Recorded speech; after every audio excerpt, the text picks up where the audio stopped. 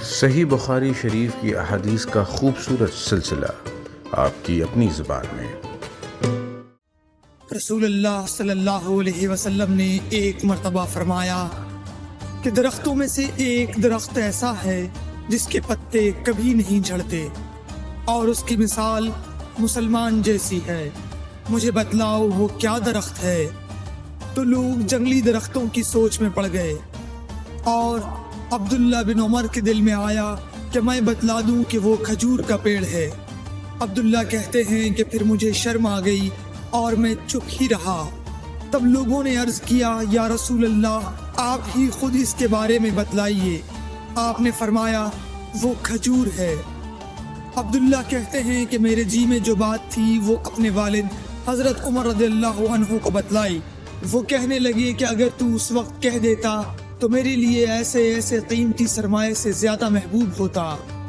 صحیح بخاری حدیث نمبر 131۔ علی رضی اللہ تعالی عنہ سے روایت ہے کہ میں ایسا شخص تھا جسے جریان مزی کی شکایت تھی، تو میں نے اپنے شاگرد مقداد کو حکم دیا کہ وہ رسول اللہ صلی اللہ علیہ وسلم سے دریافت کریں، تو انہوں نے آپ صلی اللہ علیہ وسلم سے اس بارے میں پوچھا۔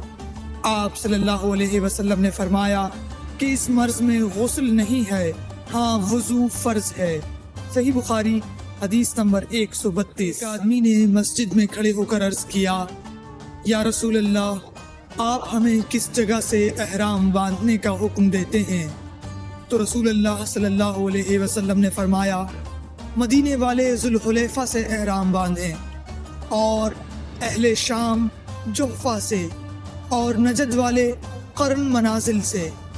ابن عمر نے فرمایا کہ لوگوں کا خیال ہے کہ رسول اللہ صلی اللہ علیہ وسلم نے فرمایا کہ یمن والے یلملم سے احرام باندھیں، اور ابن عمر کہا کرتے تھے کہ مجھے یہ آخر جملہ رسول اللہ صلی اللہ علیہ وسلم سے یاد نہیں۔ صحیح بخاری حدیث نمبر 133۔ شخص نے آپ صلی اللہ علیہ وسلم سے پوچھا کہ احرام باندھنے والے کو کیا پہننا چاہیے؟ آپ صلی اللہ علیہ وسلم نے فرمایا کہ نہ قمیص پہنے، نہ صافہ باندھے، اور نہ پاجامہ، اور نہ کوئی سرپوش اوڑھے، اور نہ کوئی زعفران اور ورس سے رنگا ہوا کپڑا پہنے، اور اگر جوتے نہ ملیں تو موزے پہن لے اور انہیں اس طرح کاٹ دے کہ ٹخنوں سے نیچے ہو جائیں۔ صحیح بخاری حدیث نمبر 134۔ اللہ صلی اللہ علیہ وسلم نے فرمایا کہ جو شخص حدث کرے اس کی نماز قبول نہیں ہوتی جب تک کہ وہ دوبارہ وضو نہ کر لے۔ حضر موت کے ایک شخص نے پوچھا کہ اے ابو ہریرہ حدث ہونا کیا ہے؟ آپ نے فرمایا پخانے کے مقام سے نکلنے والی آواز والی یا بے آواز والی ہوا۔ صحیح بخاری حدیث نمبر 135۔ رسول اللہ صلی اللہ علیہ وآلہ وسلم نے فرمایا کہ میری امت کے لوگ وضو کے نشانات کی وجہ سے قیامت کے دن سفید پیشانی اور سفید ہاتھ پاؤں والوں کی شکل میں بلائے جائیں گے، تو تم میں سے جو کوئی اپنی چمک بڑھانا چاہتا ہے تو وہ بڑھا لے، یعنی وضو اچھی طرح کر لے۔ صحیح بخاری حدیث نمبر 136۔ کریم صلی اللہ علیہ وسلم سے شکایت کی گئی کہ ایک شخص ہے جسے یہ خیال ہوتا ہے کہ نماز میں کوئی چیز یعنی ہوا نکلتی معلوم ہوئی ہے۔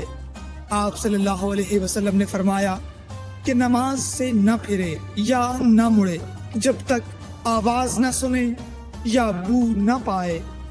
صحیح بخاری حدیث نمبر 137۔ رسول اللہ صلی اللہ علیہ وسلم میدان عرفات سے واپس ہوئے۔ جب گھاٹی میں پہنچے تو آپ اتر گئے۔ آپ نے پہلے پیشاب کیا، پھر وضو کیا اور خوب اچھی طرح نہیں کیا۔ تب میں نے کہا یا رسول اللہ نماز کا وقت آ گیا۔ آپ صلی اللہ علیہ وسلم نے فرمایا نماز آگے ہے، یعنی مزدلفہ چل کر پڑھیں گے۔ جب مزدلفہ میں پہنچے تو آپ نے خوب اچھی طرح وضو کیا، پھر جماعت کھڑی کی گئی۔ آپ صلی اللہ علیہ وسلم نے مغرب کی نماز پڑھی، پھر ہر شخص نے اپنے اونٹ کو اپنی جگہ بٹھایا، پھر عشاء کی جماعت کھڑی کی گئی اور آپ نے نماز پڑھی، اور ان دونوں نمازوں کے درمیان کوئی نماز نہیں پڑھی۔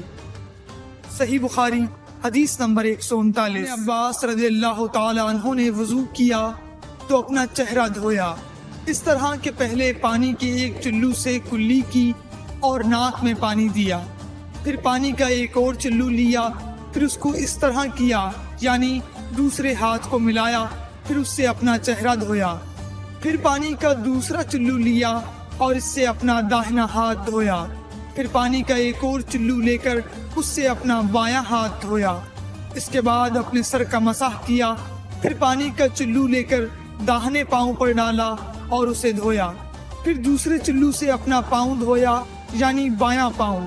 اس کے بعد کہا کہ میں نے رسول اللہ صلی اللہ علیہ وسلم کو اسی طرح وضو کرتے ہوئے دیکھا ہے۔ صحیح بخاری حدیث نمبر 140۔